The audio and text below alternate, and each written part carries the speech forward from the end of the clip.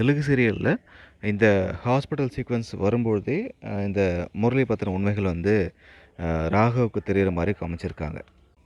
ஆனா, தமிழ் சீரியல்ல பார்த்தீங்க அப்டின்னா, இந்த முரளி பத்தின உண்ம யார் மூலமா தெரியவர போகுது அப்டின்ற அந்த ஒரு சஸ்பென்ஸ வந்து குடுத்துட்ருக்காங்க. இவங்க ஒரு புது ட்ராக்ல போயிட்டுருக்காங்க. ரொம்பவே சூப்பரா இருக்கு அப்டின்னு தான் சொல்லணும். இப்ப என்ன ஆயிடுச்சு அப்டின்னா, இப்ப அஞ்சலியோடைய அந்த வளைகாப்பு ஃபங்ஷன்ல இந்த முரளி பார்த்த வேலையால, அஞ்சலிக்கு வந்து வயிறு வலிக்குது. ரொம்பவே ஒரு கிரிட்டிக்கலான ஒரு பொசிஷன்ல தான் இப்ப அஞ்சலி வந்து இருக்காங்க.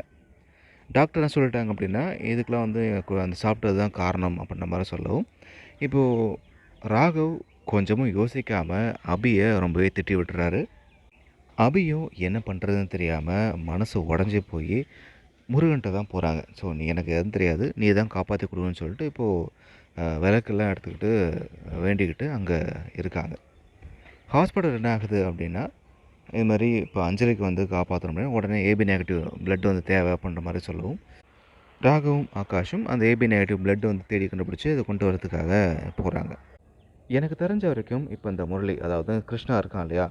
அவன் என்ன பண்ணுவான் அப்டின்னா, இப்ப ராகவும், ஆகாஷும் அந்த பிளட் தேடி போயிருக்காங்க இல்லையா? அது வந்து இங்க வரக்கூடாது. அப்படி வந்தான்னா அஞ்சலி பொழச்சுப்பா அப்டின்றதால, அத தடுக்கிறதுக்கு என்னலாம் பண்ணலாமோ அந்த வேலைகள அவன் பார்த்துட்ருப்பான்.